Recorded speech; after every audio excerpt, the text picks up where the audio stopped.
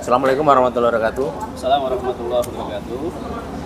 Selamat siang. Ini waktu di Mekah jam 10. 10 ya. Jumpa lagi di Payungi University jam 10 siang di Mekah, dan Depan Masjidil Haram. di depan Masjidil Haram ini lantai 2 kita berada di Cafe Mama Ghazil. Kita udah berapa hari Mas di sini, Mas? Ini hari ketiga ya. Hari ketiga. Hari ketiga ya. Saya kira saya sama teman-teman juga saya ingin share ya pengalaman pertama saya datang ke sini dan menikmati bagaimana sholat di sini. Kita berupaya sholat 5 waktu di Masjidil Haram yang menurut sunnah Nabi setara dengan, kalau kita sholat di Masjidil Haram setara dengan 100.000 kali sholat di masjid. ya, taruhlah 1000 kali lah ya, taruhlah 1000 kali itu. Dan tentu motivasinya bukan karena hanya pahala ya, tapi kalau kita ke Mekah ini kita akan melihat bagaimana perjuangan Nabi Ibrahim ya.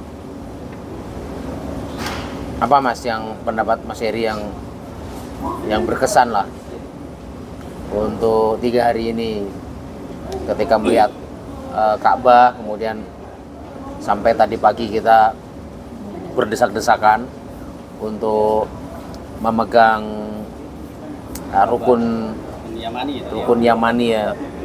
Kalau Hajar Aswad kita kalah sama orang-orang gede-gede itu ya. Orang Afrika yang tinggi-tinggi. Sangat berkesan dengan pada diri saya itu ketika sampai di sini adalah, ya Allah, kok Allah itu baik sekali. Allah hadirkan kita di sini itu sudah salah satu bentuk betapa Allah itu sayang pada kita. Maka disinilah rasa syukur, permohonan ampun kepada Allah itu yang menjadi prioritas bagi saya ketika saya di sini. Maka hari pertama, kedua, ketiga, dalam doa saya itu hanya ada syukur, bagaimana Allah bisa menerima rasa syukur saya dan juga Allah menerima taubat saya. Hanya itu. Maka bisa menangis, semakin ditatap Ka'bah itu semakin meneteskan air mata. Dan nanti mungkin akan terus kita lakukan sampai hari terakhir kita di sini. Kan kita ini awam ya, sebenarnya awam ya masuk. Tadi kan memang dari kemarin kita baru pertama ya. Iya. Waktu-waktu yang menurut Mas Heri nyaman atau kemudian mudah untuk kita bisa berdekatan dengan Ka'bah itu di jam-jam apa itu? Yang paling merasa nyaman dan nikmat itu ya yang malam itu. Malam ya. Seperti tadi malam kita keluar di jam 2 malam ya. Sampai di situ rasanya memang berbeda. Beda ya. Hening ya. Baik, ini ya mungkin secara cuaca dan memang waktunya sangat pas. Sangat pas sekali. Dan ketika kita mencoba untuk meniatkan mengawal ibu-ibu untuk sampai ke Ka'bah rukun Yamani lah ya. Karena kita tidak terlalu menargetkan ke Hajar Aswad ya. Dan itu hajat itu begitu mudah kita. Bahkan semalam Bapak tuh ya, Bapak sampean ya yang itu mudah sekali kayaknya ya. Saya juga ya karena ini kuasa Allah lah ya. Yang saya khawatirkan sejak berangkat itu dari 3 bulan sebelumnya ketika belum daftar saja saya sampaikan Bapak kondisi seperti ini harus benar-benar jaga kesehatan. Saat itu Bapak sampai berjalan aja saudara. Sebelum berangkat ke sini memang kita ikhtiar berobat. Kita datang ke dokter spesialis untuk berobat. Dan ketika berangkat dari rumah ke metro, saat itu ada transit di metro, itu masih sakit. Mulai naik pesawat, artinya berangkat di bandara itu paling cepat jalannya. bikin Biro semangat itu yang luar biasa. Dan sampai sini ternyata tidak merasa, tidak mengeluhkan. Nggak mengeluh kakinya. Tidak mengeluhkan kakinya. Padahal kaki itu yang saya... Itu nggak mengada-ngada ya artinya bapak itu waktu jalan semalam juga kayak nggak pernah sakit kaki gitu ya. Dan jalannya juga enggak, biasanya kan kencang. Nah, Dan tadi malam ketika mengajar, malah kita yang diajak sama kita bapak kan. ketinggalan, kan? Nah, bapak yang begitu, kita dituntun bapak kan tuh. kita dituntun bapak sampai bapak dengan yang lebih memegang, yang mencium Ka'bah. Dan saya menangis di situ. Saya sebenarnya tidak melihat ini sebagai apa ya, satu keajaiban seperti cerita-cerita yang ini ya, tapi saya melihat karena semangatnya bapak itulah Yang menjadikan beliau merasa kuat merasa gitu loh. kuat, gitu. Itu Ya, yang saya memang tangkap gitu. Semangat bapak memang, cita-cita bapak kesini memang sudah lama. Bahkan semalam itu bapak itu paling lama nyium Ka'bah. Ya betul. Itu kan berhentinya karena saya tarik. Saya tarik. Ya, Di antara orang-orang di gede. antara orang besar, satu karena memang kita menjaga keselamatan. Yang kedua kita bergantian, jangan sampai kita egois, istilahnya ya. Lama-lamaan. Iya. Di sisi ya kekuatan kerinduan pada Allah, pada Rasulullah itulah yang menjadikan kemudian kejadian seperti itu terhadap bapak itu terjadi. Dan juga alhamdulillah bapak juga sebenarnya kelihatannya merasakan banget. Terus kita pengalaman juga wudhu pakai air zam-zam kita. Nah ini saya kemarin ceritanya kan begitu. Ketika batal saya bingung. Kalau mau wudhu kejauhan, Wudhu jauh, ya khawatir nanti ketika kita keluar karena kita bawa orang tua ini. orang tua hilang. Tuanya hilang, nah bingung kita. Ya kan saya coba ngobrol dengan ustadznya kira-kira boleh nggak kalau saya wudhu pakai air zam-zam dengan 1 gelas air. Nah itu kan. Banyak juga ternyata orang Boleh. begitu. Pas ketika saya kesana, ya banyak juga. Jadi kita melakukan. Meskipun itu teman-teman tidak dianjurkan, tapi ternyata banyak juga orang wudhu dengan air zam-zam itu, dan saya ngerasain Ini menjaga kondisi darurat. Terus saya lihat ini toiletnya juga bersih sih. Dari obrolan teman-teman katanya mungkin ada beberapa toilet yang nggak bersih ya, tapi saya lihat di WC 3 itu bersih kemarin ya kita. Kalau di masjid sekitar Masjidil Haram banyak bersih. Bersih ya. Kita tidak tahu ya cerita-cerita teman-teman yang kotor itu apakah kemudian itu pas masa haji, Oh. misalnya toilet di Mina misalnya. Karena kredit ya. Apa misalnya kredit atau seperti apa, tapi kalau kita lihat petugas kebersihannya juga rapi dan bersih. Saya sih ingin menangkap esensi tentang bahwa disinilah letak bagaimana Nabi Ibrahim berjuang gitu. Jika Nabi Ibrahim tidak meninggalkan istri dan anaknya di sini, maka ini tidak akan pernah terjadi sebenarnya. Di lahan tandus, di lembah yang tidak ada pepohonan bahkan ya. Dan sekarang berubah seperti ini dan jutaan orang datang ke sini untuk mengingat kembali tentang apa yang sudah diperjuangkan oleh Nabi Ibrahim ya. Tentang pengorbanan, kasih sayang, cinta, kemudian doa-doa Nabi Ibrahim bahwa di bumi ini akan hadirnya keberkahan, datangnya makanan, buah-buahan ya kan, dan berkumpulnya orang dari seluruh penjuru negeri ya.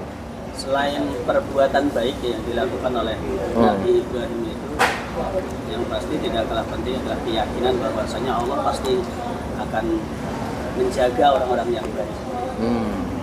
Maka ketika Nabi Ibrahim akan meninggalkan istri dan anaknya itu kan karena keimanan.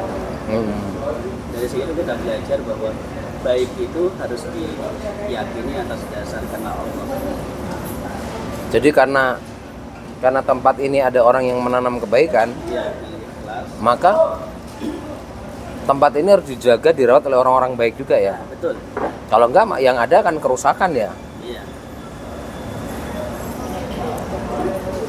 Ya saya tidak bisa tidak bisa menjamin semuanya adalah kesempurnaan baik gitu, tapi ya ada banyak orang punya kepentingan di sini pasti, dari bisnis ya, bagaimana hotel-hotel dikuasai juga oleh beberapa non muslim mungkin kan, ada beberapa tempat-tempat makanan yang juga dikuasai oleh makanan-makanan Eropa gitu. Mungkin maskapainya juga selama ini ya teman-teman dari Tionghoa, dari Cina ya katanya. Tapi saya punya keyakinan bahwa mestinya kita juga berjuang membawa spirit Nabi Ibrahim itu kemanapun, pulang ke kampung kita, bahwa kita akan menanam kebaikan bersama orang-orang baik, sehingga apa yang kita tanam ini juga menjadi satu hal yang bisa dilihat oleh orang-orang setelah kita.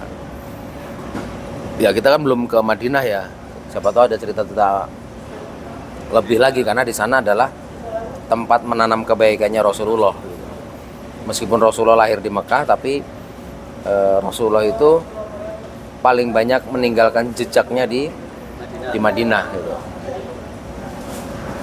Terus tadi Mas Heri katanya dibawain makanan ini ya, jagung ya sama tetangga ya. Nah itu ceritanya tuh gini, karena memang itu ya teman ya sering ngobrol juga, dan beliau kan pernah ke sini. Tetangga kanan kiri? Tetangga ya sekitar 300 meter lah dari rumah. Tiba-tiba dia mau nitip sesuatu gitu. Nitip sesuatu, nanti kalau berangkat saya titip ya, nitip sesuatu untuk di sana. Ya saya tidak berpikir sampai situ gitu kan. Akhirnya nitip apa sudah apa itu bagus sebagainya. Ternyata nitipnya nitip jagung. Untuk dikasih makan ke? Untuk memberi makan burung dara. Oh. Nah, nitip jagung. Ya tentu saya menganggap ini adalah ya ujian. Panenannya sendiri tuh? Beli. Oh beli. Oh. Karena saya mau jadi kesini bawa jagung dari Indonesia? bawa jagung itu 2 kilo itu, langsung ke koper. Langsung ke koper, jadi ya wis namanya amanah ya saya terima. Nanti akan saya sampaikan sesuai dengan amanahnya. Saya berikan, dan ada infaknya juga, saya berikan ke siapa saja yang ini sudah saya berikan kan. Bersih-bersih. Oh yang kemarin ya? Nah jagungnya yang belum, mungkin nanti sorean atau. Sebenarnya mereka semua ini sama rupiah tuh tahu semua ya? Iya, ternyata mereka menerima semua Uang ya. Mereka 100.000 Jokowi. ya sebenarnya yang kita tidak tahu ya, banyak juga mereka yang memanfaatkan situasi ya, Ya. entah itu sungguhan atau hanya oknum-oknum gitu-gitu, baik itu dari petugas kebersihan ataupun dari orang-orang yang mencoba baik kepada kita.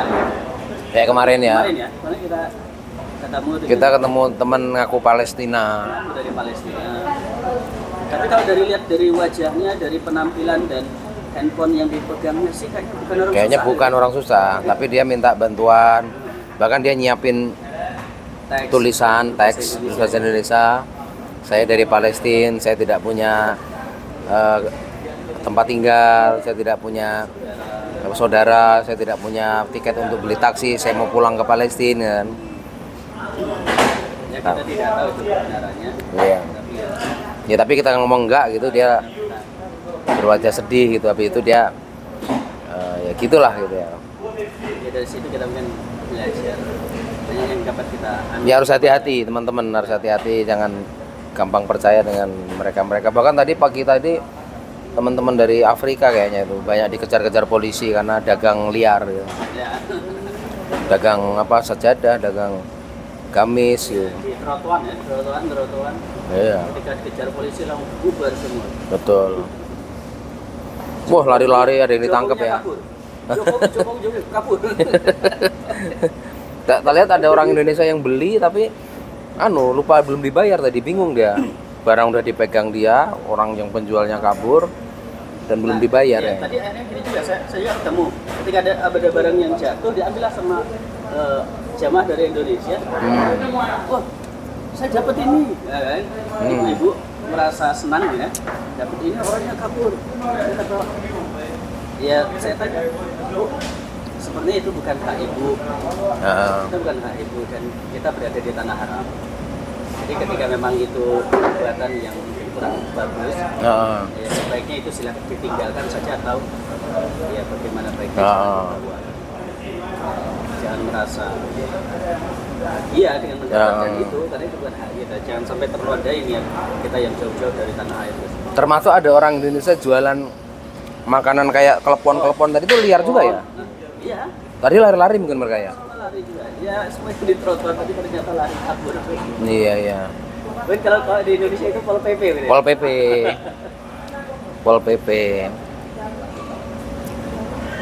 Tapi kelihatan jelas nggak? Terus ini juga sih, saya lihat ada gambaran menarik tentang ini. Kita tuh jangan hanya senang kalau masuk pintu itu, keluar pintu itu. Kita harus mempelajari bahwa Masjidil Haram ini luas dan kita bisa keluar dari pintu mana saja. Nanti malah kita diperlihatkan banyak hal, tempat-tempat indah gitu. Toh kalau kehausan kayaknya nggak mungkin ya. Ya, semua sisi ada banyak air zam-zam. Kemudian kalau kita mau nyari sudut mana Ka'bah yang paling dekat, kalau kita pakai pakaian ihram, kita bisa sampai ke Ka'bah. Tapi kalau kita pakainya seperti ini ya, ini kita hanya di lantai 2. Nah, lantai 2 paling nanti kita sholatnya di lantai 2. Jadi ini juga bagi teman-teman nanti yang mau umroh, mau haji ya, ada banyak alternatif. Kita bisa ma'rifatul medan gitu, melihat lokasi-lokasi titik-titik di mana kita bisa menjelajah tempat lain yang kita bisa punya pengalaman baru gitu. Saya kira mungkin kalau kita masih muda itu jangan takut tersasar. Kalau masih muda jangan takut tersasar karena kita juga bawa orang tua ya. Ya pelayanan inilah yang penting, pelayanan pada mereka. Ada pelajaran yang saya peroleh memang Mas. Ketika memang meskipun ini ibadah umroh yang pertama yang saya lakukan dan bersama orang tua, ternyata semangat ego untuk melakukan ibadah sesuai keinginan itu harus ditahan. Iya. Maksudnya kita hanya mikirin diri sendiri. Saya pengen sholat langsung pas di depan Ka'bah. Bisa itu. Tapi orang di sekitar kitanya kasihan. Kita membawa orang tua yang harus kita jaga keselamatannya dan sebagainya. Termasuk Pak D-nya Mas Heri kan sekarang kita tinggal di kamar karena kita nanti kan mau ke Padang Arafah. Takutnya nanti kalau kita ajak jam-jam segini kecapean teman-teman. Jadi ya kita tinggal dulu, nanti siang beliau kita ajak naik bis ke sana karena kakinya juga ini ya, udah ya namanya udah sepuh juga, jalannya juga agak pincang 75 ya. Tapi tadi malam semua senang, jam habis subuh ya habis subuh kita ajak megang bukan habis subuh, sebelum subuh kita ajak megang Ka'bah, semua udah megang. Ya. Pengen megang apa? Kita ikutin dan ternyata dilancarkan meskipun badannya kecil-kecil lancar ya, meskipun kalah juga akhirnya sama yang badan gede-gede terpental juga, tapi mereka udah dapat semua, pada nangis ibu-ibu yang kita ajak tadi itu, tapi nangisnya nangis bahagia lah gitu. Mungkin itu dulu share pengalaman sedikit dan kita masih menikmati siang hari ini dengan minum jus di sini. Nanti kita mangga ada apelnya 15 rial itu berarti berapa tuh? 60.000 ya. 60.000. Kita sambil nunggu zuhur ya. Kita cukupkan di sini. Salam Bayungi.